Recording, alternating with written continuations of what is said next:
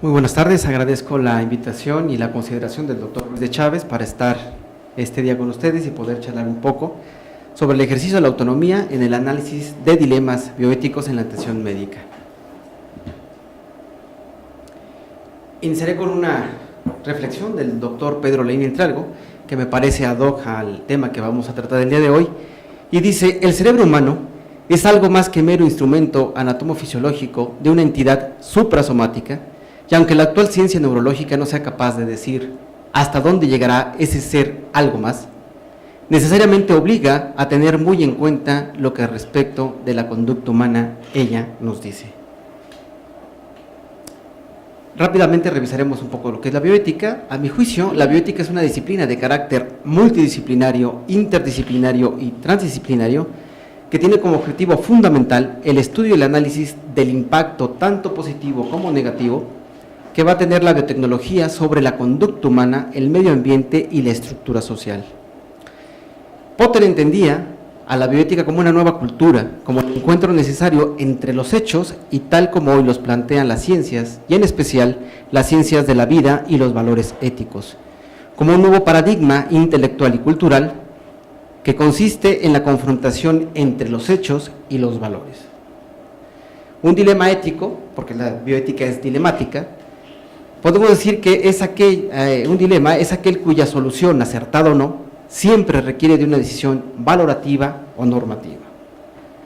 Un dilema no puede resolverse solo con las armas de la ciencia o el conocimiento. Hace falta tener una metodología para poder abordar un problema bioético en donde se presenta un conflicto de valores.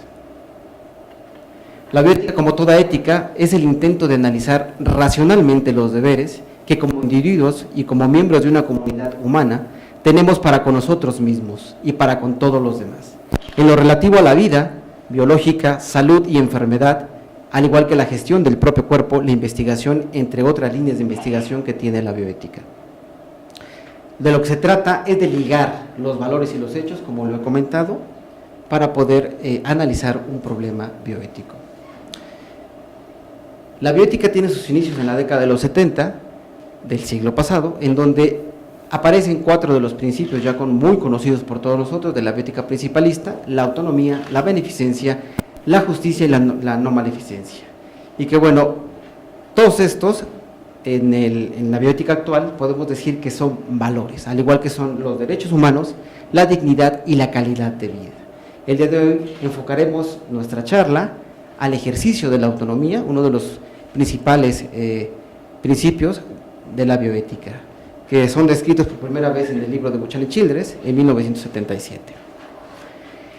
La bioética, de acuerdo al profesor Diego Gracia, debe ser secular y no religiosa, que estoy totalmente de acuerdo con él, pluralista, donde debe aceptar todos los enfoques y posturas posibles e intentar acuerdos, autónoma, racional y evidentemente universal para poder tomar decisiones más allá de convencionalismos morales. El profesor Gracia afirma que tras el saber hay siempre un poder, y al unirse estos dos factores se potencializan de tal forma, por un lado fructífera o peligrosa, ya que debe de mediar entre estas dos instancias una menos radical, que es la del deber. Los deberes van a consistir en la realización de esos valores. La vida, como comentaba hace un momento, es un valor al igual que la calidad de vida, la salud, como también son las preferencias de los pacientes. Podemos decir y podemos afirmar de manera categórica que las preferencias de los pacientes es el mínimo grado de autonomía que puede ejercer un ser humano. Evidentemente, que tenga una buena capacidad cognitiva para poder entablar un juicio y tomar una decisión. La bioética clínica, de este modo, intenta asistir al personal de la salud para que tome decisiones basadas en la razón y no en creencias. Por lo tanto, vamos a insistir que es necesario y fundamental contar con una metodología para llegar a la toma de decisiones. La clave que pone de manifiesto que un problema es ético es la pregunta resumida que debemos de hacernos constantemente cuando se nos presenta un problema enigmático, en el caso concreto que se nos presente, ¿qué debo hacer en ese caso en concreto que tenga que evaluar? La bioética tiene 3 líneas de estudio fundamentales: la científica, la ética y el derecho. Entraremos en el tema, que es el ejercicio de la autonomía. La autonomía, de acuerdo a Buchan y Childress, podemos definirla como la palabra autonomía, como ocurre con otros conceptos filosóficos, se vuelve más específica en el contexto de las teorías éticas. Por lo tanto, la autonomía podemos definirla como la regulación personal de uno mismo, libre, sin interferencias externas que pretendan controlar y sin limitaciones personales que impidan hacer una elección. Esto es, tiene que ver con la toma de decisiones, ¿sí? Todos tomamos decisiones durante toda nuestra vida. Decisiones muy sencillas que tienen que ver con las actividades básicas de la vida diaria, como el bañarnos, el vestirnos, el tener la preferencia por un alimento, entre otras. Una persona autónoma actúa libremente de acuerdo a un plan elegido, de la misma manera que un gobierno independiente maneja sus territorios y establece sus políticas de acción. Una persona con un déficit de autonomía o es controlada por otros, al menos en algún aspecto de su vida, o es incapaz de reflexionar y actuar en función de sus propios deseos y planes, como pueden ser los prisioneros, los enfermos mentales, entre otros. Las personas institucionalizadas, como los presos comentaba y los enfermos mentales, tienen disminuida su autonomía, por lo tanto, la discapacidad mental que estas personas tienen los limitan para poder comprender la información, emitir un juicio y por lo tanto llegar a la toma de decisiones. En este caso concreto, o en estos casos en concreto, su autonomía se verá limitada, por lo tanto, alguien tendrá que tomar ciertas decisiones, dependiendo de primer orden o segundo orden, para que puedan representarlos. Esto con la intención de que puedan elegir y realizar y ejercer ese mínimo grado de autonomía que conserven.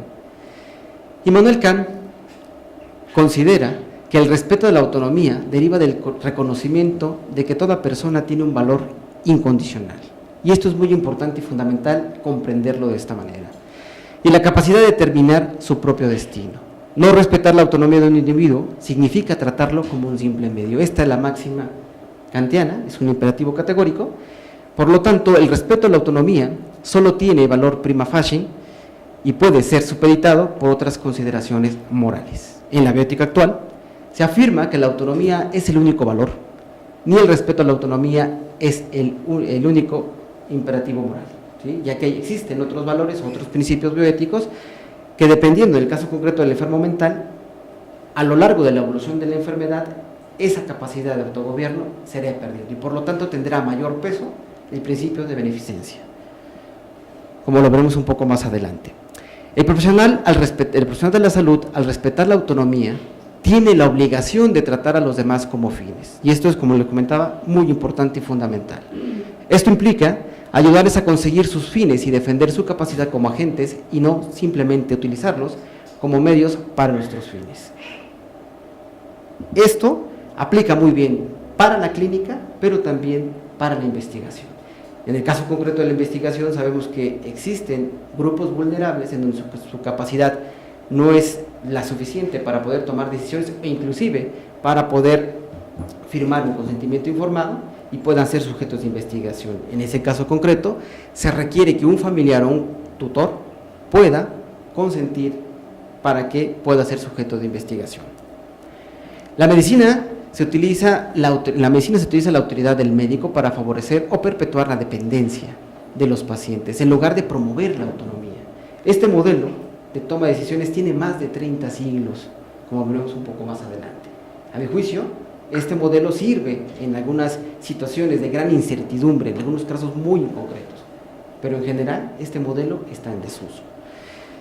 Pero está justificado intervenir cuando las personas no autónomas o no tienen la capacidad cognitiva suficiente para poder tomar o poder mantener ciertas posturas o ciertos puntos de vista, como en el caso de las personas con demencia, que el médico pueda decidir por él o inclusive algún familiar.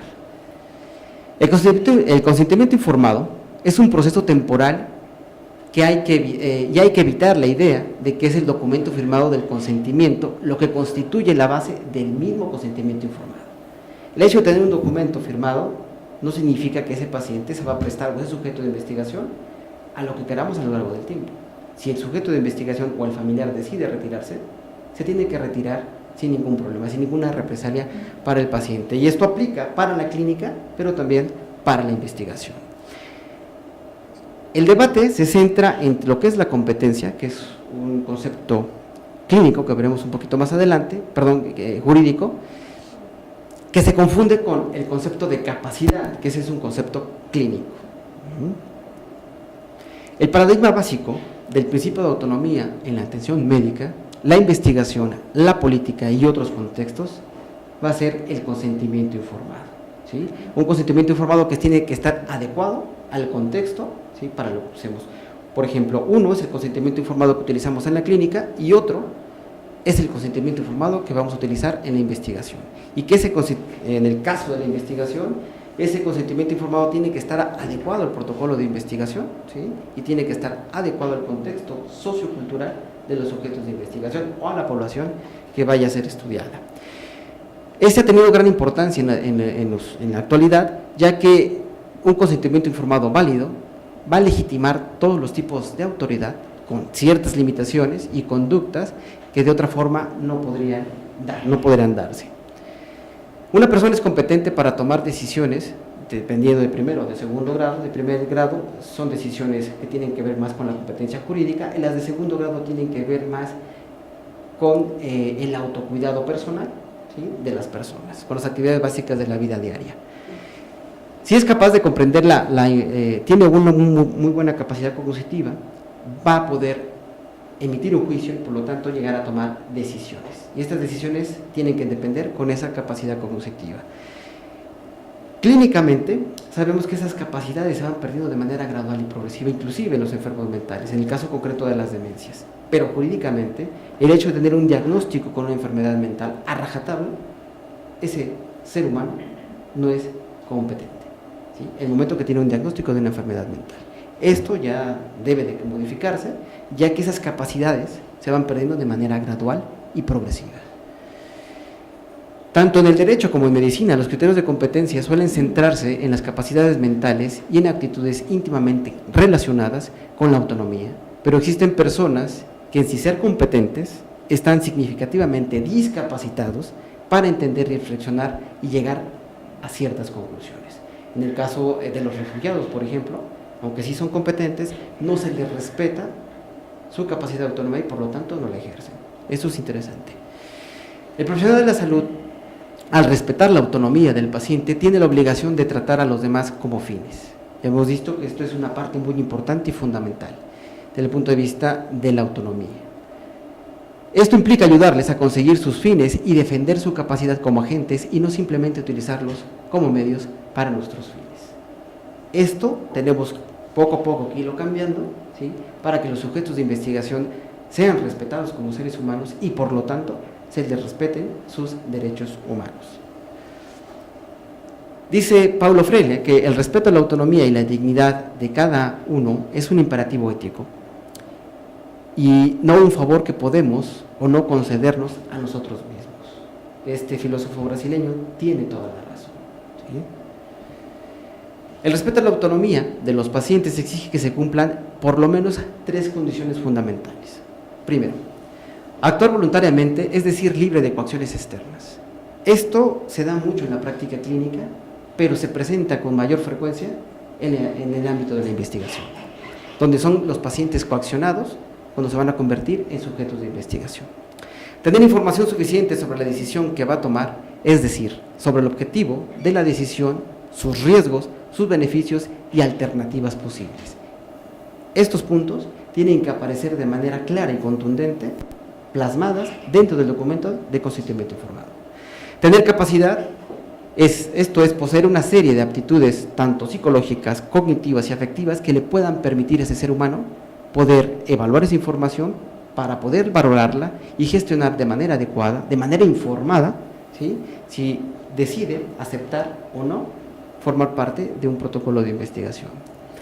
Y surge la primera pregunta: ¿pueden y deben los profesionales evaluar la competencia y capacidad cognitiva de sus pacientes para tomar una determinada decisión de la salud? Esto ha generado un debate en la actualidad muy polémico, como lo es la bioética, por supuesto. La capacidad que puede evaluar un profesional de la salud es la capacidad de obrar de manera natural o de hecho, también denominada competencia en el lenguaje habitual de la bioética. Sin embargo, en este lenguaje se confunde la capacidad con el término de competencia. Vuelvo a insistir, la competencia es un término jurídico y la capacidad un término clínico. Y surge el primer problema bioético, que es la capacidad que tiene un ser humano para tomar decisiones. Si se duda de un viejo, de un paciente geriátrico, pues de esa capacidad se va a dudar aún más cuando tiene una enfermedad mental, como en el caso de las personas que tienen alguna demencia. La competencia, como les comentaba, es un término jurídico y significa el reconocimiento legal de las aptitudes psicológicas para determinar determinadas decisiones. La única persona que tiene potestad para poder determinar si una persona es competente es un juez en nuestro país. Sin embargo, la duda surge es cómo un juez tiene elementos clínicos para poder determinar si es competente o no competente. Evidentemente, en ocasiones pueden aparecer conflictos de interés, ¿sí? Al no tener bien sustentado, bien argumentado desde el punto de vista clínico, esa capacidad cognoscitiva. En cambio, la capacidad, como les comentaba, es un término psicológico, cognitivo y clínico que va a definir las aptitudes tanto psicológicas y cognitivas necesarias para tomar en el aquí y ahora una determinada decisión. Esto puede ser evaluado por los médicos, ya sea psiquiatra, neurólogo o geriatra, o los psicólogos. También puede hacerlo un notario, ¿sí? Al momento, si ve que el paciente no comprende bien la información que le está leyendo, al poder determinar, poder dictar algún bien que le pueda heredar, si nota, él tiene la capacidad de solicitar una evaluación cognitiva para ver que sí sea competente. La capacidad tiene un grado de posesión en una serie de habilidades psicológicas o cognitivas que va a permitir decir que las decisiones que toma ese sujeto en concreto son realmente una expresión de autonomía personal, o sea, que tiene una capacidad cognitiva adecuada y por lo tanto es consciente de lo que está decidiendo. Sin embargo, en la práctica clínica diaria, esto es un poco complejo, ¿sí? Ya que a veces el lenguaje que utilizamos no está adecuado al contexto sociocultural de esa persona, sobre todo hablando del consentimiento informado, y por lo tanto la persona no va a comprender la información. Y no es que tenga una discapacidad cognitiva, lo que pasa es que el lenguaje que se está utilizando no está adecuado, ¿sí? Asimismo, una persona del área rural puede presentar cierta discapacidad cuando utiliza un instrumento para evaluar, y viceversa. Una persona que no conoce los instrumentos del área rural puede también ser del área urbana, puede presentar esa discapacidad, pero no es que realmente tenga esa discapacidad, es porque el instrumento no está adecuado desde el punto de vista sociocultural, seguramente hablando, para esa persona. Las habilidades que se evalúan son la comprensión, el consentimiento, el razonamiento, la voluntariedad, que es muy importante, y la naturaleza de la decisión. Existe la clinimetría, que son instrumentos para poder evaluar estos fenómenos clínicos, cognitivos, ¿sí? Entre ellos existen una serie numerosa de estos instrumentos que tienen muchos propósitos, entre el tamizaje hasta poder identificar problemas no detectados muy específicos. Estos instrumentos tienen nivel, evidentemente, ¿sí? Hay instrumentos muy fáciles de aplicar, que no se requiere realmente tener una gran formación o capacitación para utilizar algunos instrumentos, y hay otros que sí son muy especializados, inclusive solamente un neuropsicólogo puede aplicarlas. Y bueno, lo más importante de esta selección de estos instrumentos va a ser la validez y la confiabilidad. Ya hablaba yo hace un momento, en el caso concreto de la validez, que debe de estar adaptado al contexto sociocultural de la persona que se esté evaluando o de la población que se pretenda evaluar. Aquí hay un ejemplo, este es el Cognistar, que es un instrumento mucho más sensible que el Minimental para algunas alteraciones cognitivas, que va a evaluar el lenguaje, la habilidad constructiva, la memoria, el cálculo y el razonamiento. Este instrumento, a diferencia del Minimental, requiere aproximadamente de 20 a 30 minutos para poder aplicar. El Minimental requiere de 5 a 10 minutos. Sin embargo, es menos sensible el Minimental. Aquí tenemos un ejemplo en donde le podemos dar seguimiento a un paciente a lo largo del tiempo, estas evaluaciones tienen aproximadamente una diferencia de 6 meses. En rojo vemos la primera evaluación. En el caso concreto de la memoria y del razonamiento, la memoria está en rojo un poco disminuida, el razonamiento se mantiene conservado, es un paciente con demencia que está con tratamiento, modificador de la demencia, algún medicamento acetilcolinesterasa, donepezilo, galantamina o bromastigmina, cualquiera de estos tres, y podemos ver inclusive el efecto farmacológico, si fue positiva la respuesta o no. Vemos que en este paciente en azul, vemos que la memoria declina de manera importante hasta en 0. Por lo tanto, el fármaco que yo ministré inicialmente no está teniendo la respuesta terapéutica que yo estoy diciendo, que estoy buscando. Por lo tanto, no funciona. Al mismo tiempo, no solamente puede evaluar el tratamiento farmacológico, también puede evaluar el tratamiento no farmacológico, esto es, la estimulación cognitiva a lo largo del tiempo, ¿sí? Y ver si ese programa que instalé de manera personalizada está funcionando o no. Y podemos ver al final en verde pues que el paciente no mejoró, por lo tanto fue en deterioro su capacidad. Esto lo podemos aplicar no solamente para la clínica, sino también para la investigación. Este instrumento, lamentablemente, a lo largo y ancho de este bello y hermoso país, no tenemos una estandarización de estos instrumentos.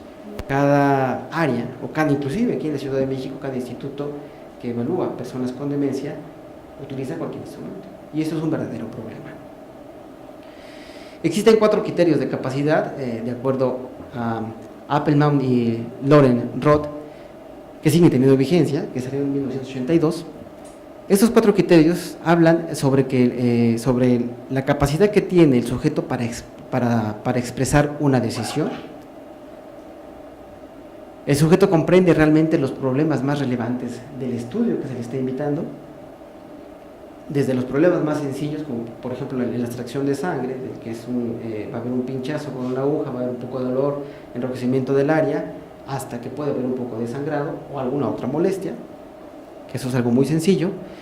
El sujeto maneja racionalmente la información de forma adecuada, o sea, se le da la información, la lea, se le pregunta si comprendió la información, si hay alguna duda que tenga, se le vuelve a aclarar, se le vuelve a dar la información y se le tiene que preguntar qué comprendió de lo que leyó.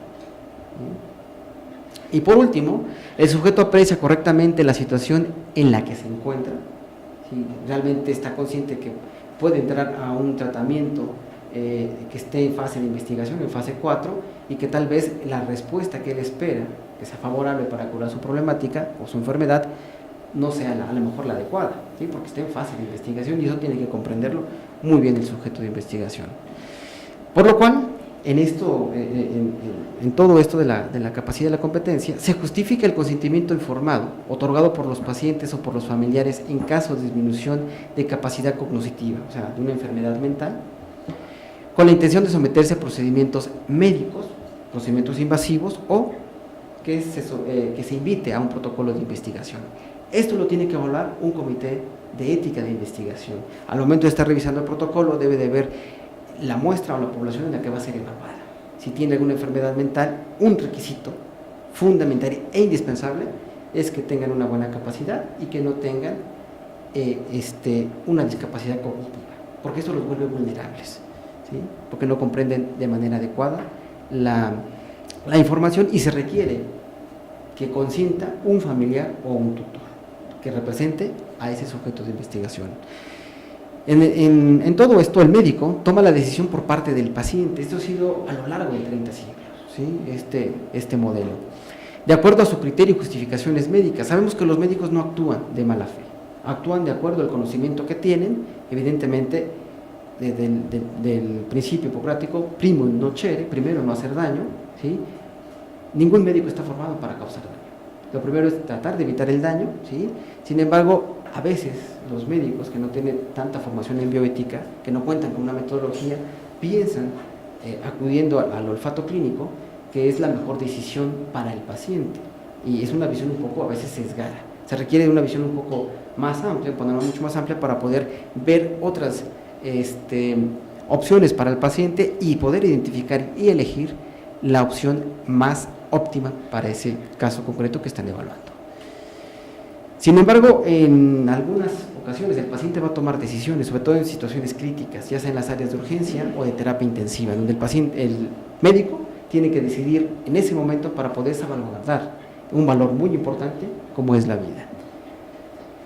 La capacidad puede decidirse, sabemos que la capacidad es una de las cuestiones clave en los pacientes con enfermedad mental, todavía no resueltas en la actualidad por la teoría general del consentimiento informado. Tienen todavía muchos lados oscuros, muchas lagunas, que esperemos seguir trabajando en esto para ir acortando esas lagunas, ¿sí? Y con la intención de poder proteger más a esos sujetos de investigación que son vulnerables. El consentimiento informado no es sino un modelo de relación clínica fruto del resultado de la introducción de la idea de autonomía psicológica y moral de las personas en el modelo clásico de la relación médico-paciente, y que en la actualidad esa relación ha sufrido modificaciones. Ahora podemos hablar de una relación médico-paciente, cuidador y familiar, porque el cuidador en la actualidad también es importante. Basado hasta entonces exclusivamente en la idea de la beneficencia paternalista. En este modelo de paternalismo justificado, que les digo tiene más de 30 siglos. El consentimiento informado y la competencia siempre, en el caso concreto, siempre se debe tener este consentimiento en la atención médica y en la investigación, como hemos comentado, y para poder determinar la incompetencia y nombrar un tutor legal, se deben tomar precauciones extremas, sobre todo en los protocolos de investigación, ya sea en ambos polos opuestos de la vida, en las etapas iniciales de la vida con niños, ¿sí? Pero también en las etapas terminales, no solamente en los pacientes geriátricos o viejos, sino también en los pacientes que tienen una enfermedad y que están en etapa terminal. Y esto no es exclusivamente para los pacientes oncológicos, también para las personas que tienen un padecimiento no oncológico, pero que están en etapa terminal. Esta es una insuficiencia cardíaca, insuficiencia renal, una demencia, ¿sí? Una insuficiencia respiratoria, entre otras. En cuanto a los grupos vulnerables, la imposibilidad de dar su consentimiento informado, ya sea por el juicio disminuido, por esta capacidad cognitiva, ¿sí? Disminuida, por un estado físico o jurídico. Dos, no poder recurrir a otra forma de obtener la atención médica, ¿sí? Esto sucede a veces en esta situación que tenemos de migración, no solamente interna dentro del país, sino las migraciones que está habiendo inclusive de otros continentes, ¿sí? Del continente africano hacia el continente americano, y que México está sufriendo ese fenómeno. Esa población también se ve vulnerable. Ser miembro de un nivel inferior de un grupo subordinado, de una dependencia jerárquica. Esto también lo podemos ver con algunas tendencias religiosas, ¿no? Hay algunos grupos que también se ven discriminados para la atención médica. Los beneficiarios de seguridad social, los reclusos, los enfermos terminales, como comentaba, los residentes de hogares para ancianos. Hay muchísimos asilos y sabemos que en el caso concreto de estas instalaciones, desde los albergues hasta los asilos, no hay una regulación adecuada en este país. Hace falta trabajar más en eso para que realmente se protejan los derechos humanos de estas personas. Y por último están los grupos marginales, los desempleados, las minorías, cuando ya hablamos de los refugiados. Bueno, aquí hago un pequeño paréntesis, les regalo esta bella fotografía, espero que la puedan disfrutar, donde podemos ver 3 monumentos emblemáticos de la Ciudad de México y de nuestro país.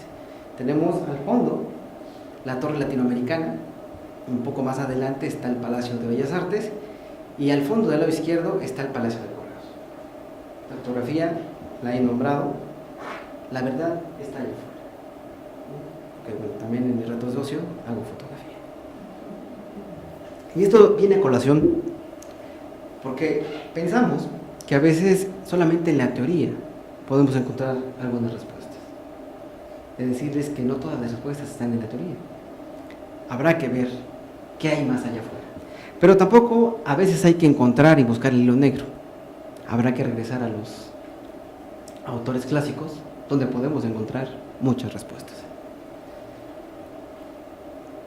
¿Qué implicaciones bioéticas hay en el caso, por ejemplo, en el caso concreto de un paciente con demencia? Ya para poner algún ejemplo de la parte teórica que hemos visto. Tenemos al paciente con demencia, primero tenemos las implicaciones éticas. Primero, se duda, por ser un paciente viejo, que tenga capacidad de autonomía. Yo comentaba hace un momento que se duda máxime si tiene una enfermedad mental. Y sabemos que esas capacidades hoy día no se pierden de manera gradual, se pierden de facto de la noche a la mañana, se pierden de manera gradual y progresiva. Las jurídicas, que son muy importantes, el hecho de tener una enfermedad mental hace que esa persona se convierta en una persona, en un sujeto, un ser humano no competente. Por lo tanto, que no pueda tomar decisiones. Y habrá que ver qué tipo de decisiones, ya sea de primero o de segundo orden. Políticas, si existe una política de salud para ese grupo vulnerable. En la actualidad contamos con el Plan de Acción Alzheimer, promulgado o firmado en 2013 y presentado en el 2014. En el caso concreto de las demencias, nos hace falta mucho de política pública en este país para poder proteger este grupo aparentemente minoritario, ¿sí?, que no lo es. Las implicaciones económicas, evidentemente, tienen que ver con esta política pública. ¿Quién está absorbiendo el costo por el cuidado de estas personas? Hay un costo indirecto y un costo directo. El indirecto va a recaer directamente sobre la familia y el costo directo va a recaer sobre las instituciones de salud de este país. ¿Realmente las instituciones de salud están absorbiendo y están haciendo la parte que les toca? Esta es una pregunta que habrá que contestar muy pronto. De la parte social, sabemos que existe la discriminación, y hay dos tipos de discriminación. Una discriminación negativa, en donde se discrimina simplemente por el hecho de formar parte de un grupo de la población, ¿sí?, y una discriminación positiva por algunas consideraciones, puede ser por su deficiencia mental. Y por último, no menos importantes, las consideraciones médicas, que en el caso concreto de las demencias surgen problemas dilemáticos desde el inicio de la enfermedad. Uno de ellos es el diagnóstico. En la actualidad, a veces la familia pugna porque no se le dé el diagnóstico al paciente. Decirle, bueno, se le están olvidando las cosas, tiene tal vez una probable enfermedad de Alzheimer y no quiero que le dé el diagnóstico. Habrá que achecarle ese problema al envejecimiento. Sabemos que no es causa directa el proceso de envejecimiento. Si bien es cierto, es un factor de riesgo muy importante, no modificable, pero no es determinante para desarrollar una enfermedad de Alzheimer o alguna otra demencia. Pero no solamente es el Alzheimer, también existen otras enfermedades, demencias rápidamente progresivas, como los priones, que el paciente evoluciona a la muerte aproximadamente desde que empiezan los primeros síntomas, puede fallecer en 6 meses o en un año, ¿sí? Habrá que darle el diagnóstico al paciente para que pueda permitirle que pueda tomar decisiones vitales de primer orden o de segundo orden. Todo esto hace necesario el análisis y la reflexión de las implicaciones bioéticas de este problema, que reviste un interés particular en el campo de la bioética, dada su interdisciplinaridad, contenido científico, técnico y ético. Por otro lado, los aspectos que tienden a recibir la mayor atención sobre este tema son los que van a afectar las decisiones de vida y muerte, ¿sí? Como lo son, surgen otras preguntas. ¿Quién tiene la obligación moral de otorgar cuidado y asistencia? ¿Debe negarse o interrumpirse el manejo en el cuidado de las diferentes fases de la enfermedad? ¿Son medidas paliativas obligatorias la alimentación por sonda nasogástrica, por sonda de gastrostomía en algún momento de la evolución de la enfermedad? Estas 3 preguntas tienen que ver con ese ejercicio de la autonomía. Hasta dónde el paciente conserva una buena capacidad para poder decidir en un futuro y con ello que ayude a los clínicos a poder hacer limitación del esfuerzo terapéutico. Esta es una tarea pendiente que tenemos en nuestro país, que tiene que ver en concreto con las voluntades anticipadas. Habrá que fomentar las voluntades anticipadas para poder hacer limitación del esfuerzo terapéutico y con ello poder permitir que estas personas que en un futuro no muy lejano, tal vez en 10 o 15 años o tal vez en menos, no tengan esa capacidad para poder decidir. Esto es muy importante y fundamental. Les comentaba que las preferencias es el mínimo grado de autonomía que todas las personas, todos los seres humanos tenemos independientemente de nuestro estado de salud. Las actividades básicas de la vida diaria podemos dividirlas en instrumentales especializadas, el uso de un aparato como este, un señalador, un smartphone, es una actividad instrumental especializada. Una actividad instrumental puede ser el uso de preparar alimentos, calentarlos, tomar medicamentos, manejo del dinero. Y una actividad básica de la vida diaria es asearse, vestirse, bañarse, comer, entre otras. Estas capacidades, en el caso concreto de un paciente con demencia, no se pierden de facto de la noche a la mañana, independientemente del tipo de demencia que éste tenga, de las 70 conocidas en la actualidad. Todo esto se da de manera gradual y progresiva. Y esto tiene que ver con la autonomía. Evidentemente, en el punto de la evolución de la enfermedad, esa capacidad de autonomía irá mermando y por lo tanto no tendrá esa persona esa capacidad suficiente para tomar decisiones o para mantenerlas y que se respeten. Por lo tanto, la beneficencia tendrá que tener un mayor peso. La autonomía disminuirá de acuerdo al punto de la evolución de la enfermedad y la beneficencia aumentará. Por lo tanto, los clínicos, los médicos, la familia y los cuidadores podrán tomar decisiones basados en las preferencias de sus pacientes, que es el mínimo grado de autonomía de esos pacientes para que sean respetadas. Por eso es importante conocer las preferencias de los pacientes y si se puede expresar en un documento, como las voluntades anticipadas, mucho que mejor. Y podemos esto evaluarlo, con una prueba que es el mínimo vital, ¿no? Podemos ver el puntaje y vemos que va, desde el punto de vista clínico, va haciendo un deterioro. Físicamente podemos también observarlo y argumentar y soportar que realmente hay un deterioro cognitivo y físico. Hay una discapacidad que está condicionando una dependencia y por lo tanto esa persona es cada vez más vulnerable. El problema ético principal sobre la toma de decisiones en el paciente con demencia en etapa terminal se centra en el papel que desempeña el grado de capacidad de decisión para expresar estas preferencias, ¿sí? Esto en relación a su cuidado, porque nos queda claro que no podrá tomar decisiones de primer orden que tengan que ver con cuestiones legales, pero en cuanto a su autocuidado, tal vez sí pueda, ¿sí? Por lo menos en una etapa leve a moderada de la enfermedad. Por lo que es necesario contar con una ética del cuidado en donde el paciente con alguna enfermedad terminal, no exclusivamente la demencia, se requiere de una ética del acompañamiento, pero una ética de acompañamiento que nada más llegue al acompañamiento, tiene que ir más allá. Esto es, en la prevención, la anticipación y la previsión. Esta es la ética del cuidado, no una ética del acompañamiento, cuando nos vamos a ver a la familia y nos sentamos a ver una revista. Hay que involucrarnos en ese cuidado, hay que prever y prevenir complicaciones, ¿sí? Para poder anticiparlos. Surge otra pregunta. ¿Se respetan las preferencias del paciente con demencia en etapa terminal en la enfermedad, de la enfermedad sobre estos temas y aquellos que le confieren calidad de vida? Estas cuestiones representan un asunto fundamental e importante en la práctica médica diaria, en la toma de decisiones que tiene que ver con el ejercicio de la autonomía, para el manejo y el cuidado de los pacientes geriátricos o que tengan alguna discapacidad cognitiva. En el caso del paciente en etapa terminal, la autonomía tiene un sentido mucho más concreto. Esto es, identificar la capacidad de tomar decisiones y de gestionar su propio cuerpo y, por lo tanto, cuestiones que tienen que ver con la vida y la muerte. Ya que la pérdida de la capacidad cognitiva, al igual que la funcionalidad, se da de manera gradual y progresiva, como lo hemos comentado, ¿sí? En las primeras etapas de la enfermedad. ¿Qué es la toma de decisiones? Que tiene que ver con el ejercicio de esa autonomía. La toma de decisiones es un proceso en el cual el paciente, ya sea con demencia o no, en las diferentes etapas de la enfermedad, tiene que analizar algunos temas, entre ellos el ejercicio de la autonomía, en el caso concreto de las demencias, su capacidad y competencia, que tiene que ver con el ámbito clínico, con el ámbito jurídico, la estrategia terapéutica o la tipología de tratamiento, pero también la facilidad o la factibilidad de poder ingresar a algún protocolo de investigación, si es que se presenta la oportunidad, y que no sea discriminado. Sabemos que a veces en los protocolos de investigación, sobre todo en los criterios de inclusión y de exclusión, no están adecuados y no hay apertura para todos los sujetos de la población. Eso también habrá que irlo trabajando. Este es un pequeño modelo de toma de decisiones en donde tenemos primero que definir el problema, analizar el problema, evaluar las probables soluciones que sean viables y factibles, elegir una solución, principalmente una solución que sea la más óptima para ese caso concreto que estoy evaluando, aplicar esa solución, evaluar los resultados y por consiguiente redefinir el problema.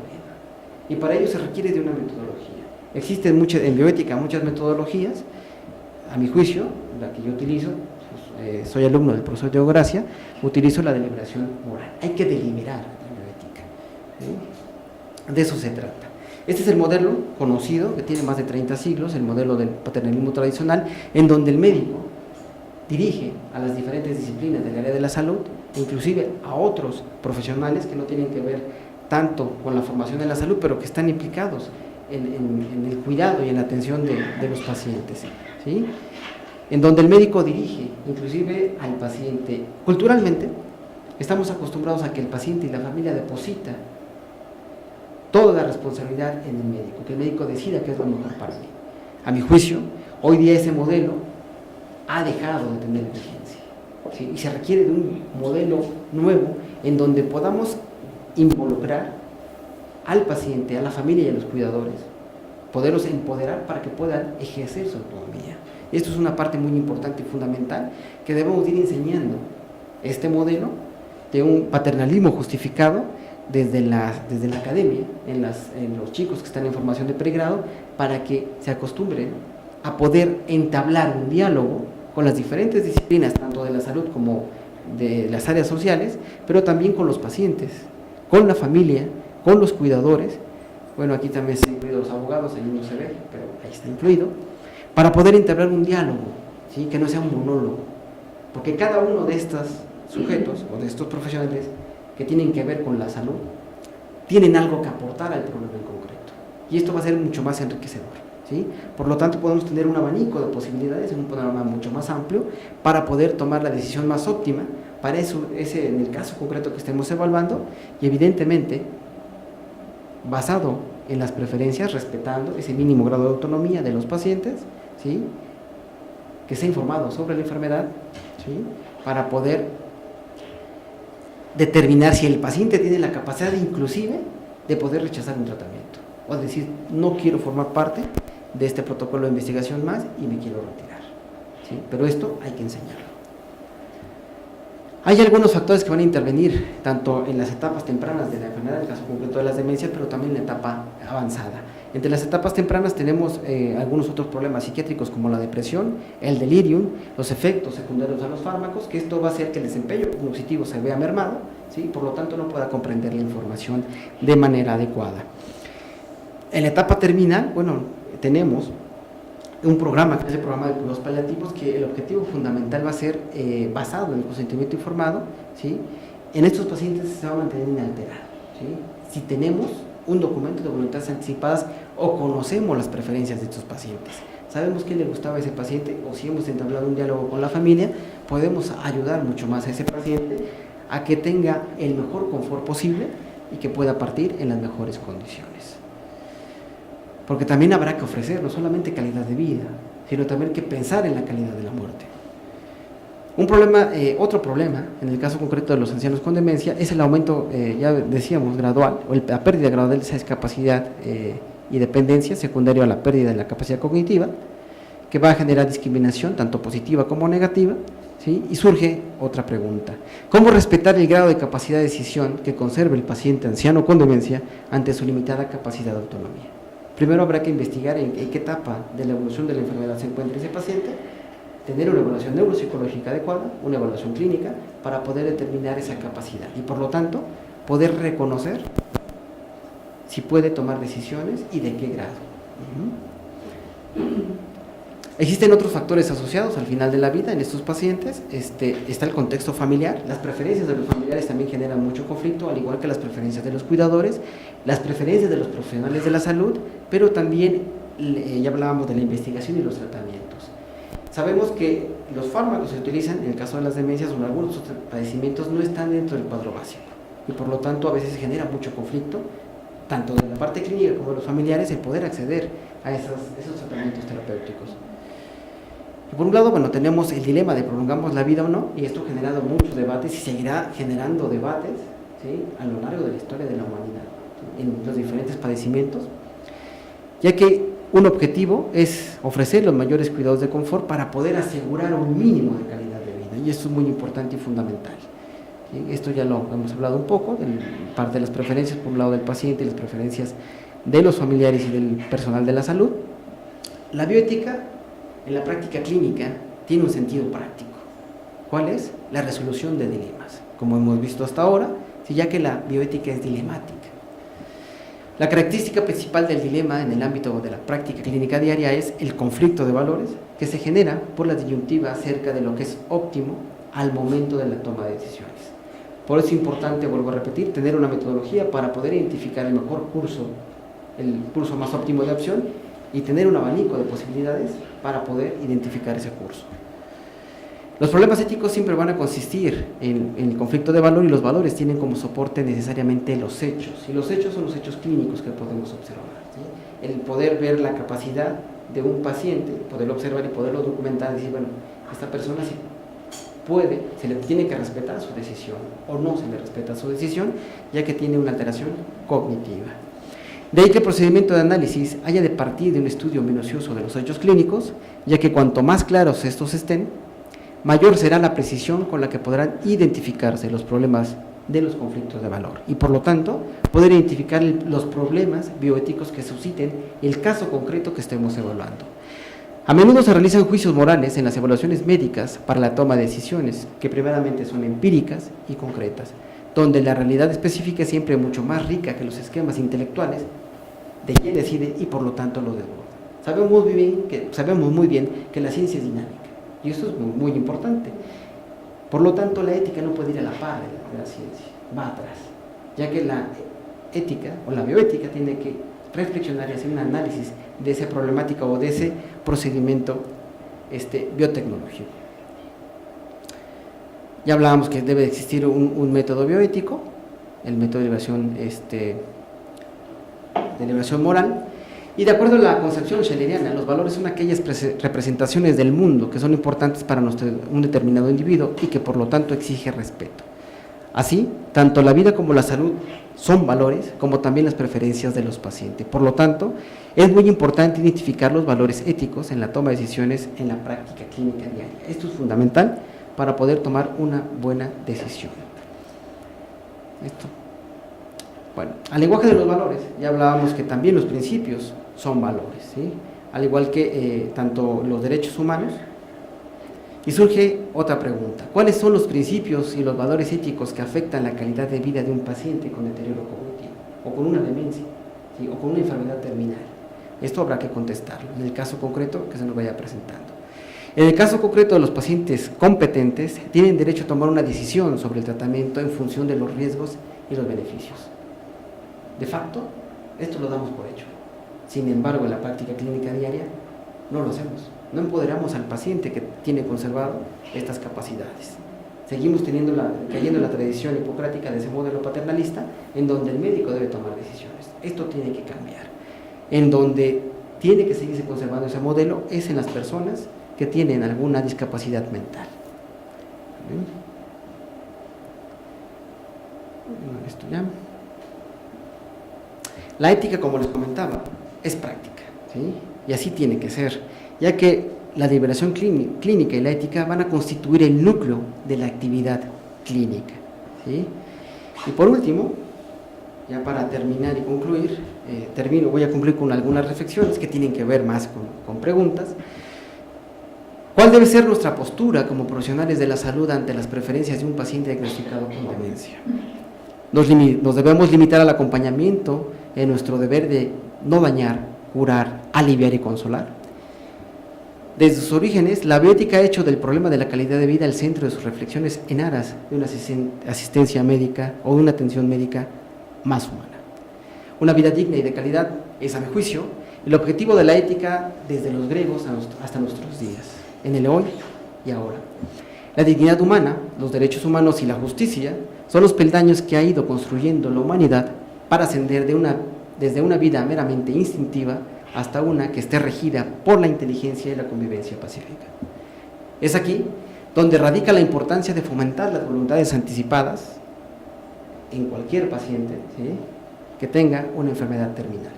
Porque sabemos que los seres humanos en diferentes momentos de nuestra vida, ya sea por niñez o vejez, o por diversas circunstancias, un accidente o enfermedad, hemos sido y seremos seres humanos con algún grado de dependencia. Y esto es muy importante y fundamental que así lo conceptualicemos, ¿sí? No olvidar que somos vulnerables. El cuerpo y la psique humanos están propensos a la debilidad, vulnerabilidad y fragilidad y la dependencia. Los seres autónomos han de ejercer la acción, una obligación moral, de ayudar a los necesitados, especialmente cuando se trata de personas que están en etapa terminal o personas que no tienen una capacidad cognitiva suficiente y por lo tanto no son competentes jurídicamente hablando, para que se les pueda respetar sus derechos humanos y asegurarles una calidad de vida. A manera de conclusión, Existe una íntima relación entre el principio de autonomía con la atención médica, por lo que hemos visto brevemente a lo largo de esta charla. En relación a la toma de decisiones en situaciones difíciles, de gran incertidumbre, sobre todo cuando está en juego la vida o se pretende entrar en algún protocolo de investigación, en donde el médico o el investigador toma la decisión por el paciente o por el sujeto de investigación de acuerdo a su criterio, justificaciones médicas, cayendo en esto en un paternalismo tradicional justificado. Por lo tanto, estos sujetos se vuelven mucho más vulnerables. Pero no está justificado el uso de la biotecnología de manera irracional, sobre todo cuando se le ofrece un beneficio al paciente, sino todo lo contrario. Se daña y se prolonga la agonía y el sufrimiento de manera innecesaria, tanto por parte del paciente como de la familia.